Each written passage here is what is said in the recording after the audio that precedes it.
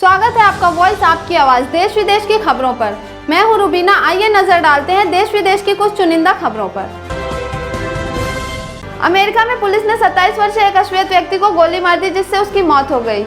इस घटना के बाद हिंसक प्रदर्शन शुरू हो गए, जिसमें 30 अधिकारी घायल हो गए और कई लोगों को गिरफ्तार किया गया। पश्चिम बंगाल के हुगली व उत्तर 24 परगना जिले में 2 अलग अलग स्थानों पर 2 लापता युवकों का बोरे में बंद हालत में शव नाले व तालाब में मिलने से हड़कंप मच गया। पुलिस ने शव को पोस्टमार्टम के लिए श्रीराम वॉल्स अस्पताल भेज दिया है। पुलिस मामले की तहकीकात में जुट गई है। उत्तर प्रदेश की राजधानी लखनऊ में बुधवार सुबह आलू लदा ट्रक अनियंत्रण होकर गेहूं लदे ट्रक से टकरा गया। टक्कर इतनी जोरदार थी कि ट्रक के अगले हिस्से के परखच्चे उड़ गए। घटना में ट्रक में बैठे युवक की मौत हो गई। पुलिस ने क्रेन की मदद से ट्रक में फंसे युवक के शव को बाहर निकाला। बिहार विधानसभा चुनाव के पहले चरण का मतदान 28 अक्टूबर यानी आज है। कोरोना काल में होने वाला यह चुनाव देश का पहला चुनाव है, जिसके लिए सभी तैयारियां पूरी कर ली गई। बुधवार को पहले चरण में कुल 71 सीटों पर मतदान हुआ। पश्चिम बंगाल के सिलीगुड़ी में नशे का कारोबार परवान चढ़ रहा है। अवैध कफ सिरप के बाद सिलीगुड़ी में ब्राउन शुगर की आवक काफी बढ़ गई है। सिलीगुड़ी थाना पुलिस ने 1 किलो ब्राउन शुगर के साथ गिरोह के 3 सदस्यों को गिरफ्तार किया, जिसमें एक महिला भी शामिल है।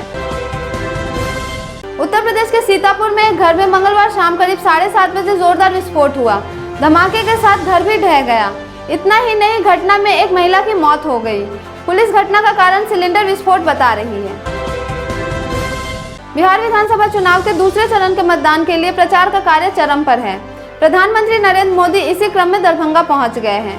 साथ ही बिहार के मुख्यमंत्री नीतीश कुमार भी है। हरियाणा के पानीपत में एक और हत्याकांड को अंजाम दिया गया। शव के हाथ पैर बांधकर, मुंह पर टेप बांधकर बोरे में भरकर तालाब में फेंका गया। पुलिस मामले की जांच कर रही है। अभी तक मृतक की शिनाख्त नहीं हो पाई। टाइफून मोलावे तूफान की विनाशकारी रफ्तार ने वियतनाम के करीब बुधवार को कोहराम मचाया, जिसमें एक ग्रामीण की मौत हो गई और 2 नाव में सवार 12 मछुआरे लापता हैं। यह तूफान 20 साल में आया देश में सबसे शक्तिशाली बताया जा रहा है। भारतीय वायुसेना के बेड़े में 16 राफेल लड़ाकू विमान अप्रैल 2021 तक शामिल हो जाएंगे, जिससे इसकी ताकत में और इजाफा होगा। वायुसेना के पास पहले से ही 5 राफेल लड़ाकू विमान मौजूद है, जो अंबाला स्थित गोल्डन एरा स्क्वाड्रन 17 में शामिल कर लिए गए हैं। उत्तर प्रदेश के अलीगढ़ में मंगलवार देर रात एक युवक की हत्या कर दी गई, जिसके बाद जमकर हंगामा हुआ। 2 युवकों के बीच विवाद इतना बढ़ गया कि फायरिंग हो गई, जिसमें गोली लगने से एक युवक की मौत हो गई।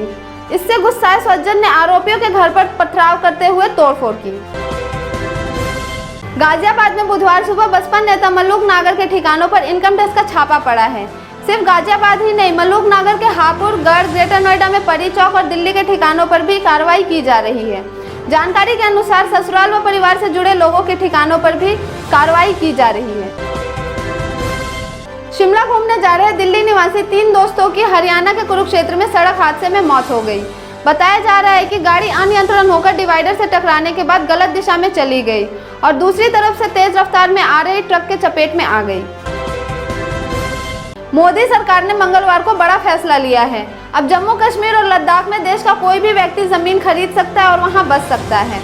गृह मंत्रालय ने मंगलवार को इसकी हरी झंडी देते हुए नई अधिसूचना जारी कर दी। हालांकि खेती की जमीन को लेकर रोक जारी रहेगी। अफगानिस्तान में भूकंप के तेज झटके महसूस किए गए। रिक्टर स्केल पर इसकी तीव्रता 4.2 मापी गई। भूकंप का केंद्र राजधानी काबुल से 270 किलोमीटर उत्तर पूर्व में रहा।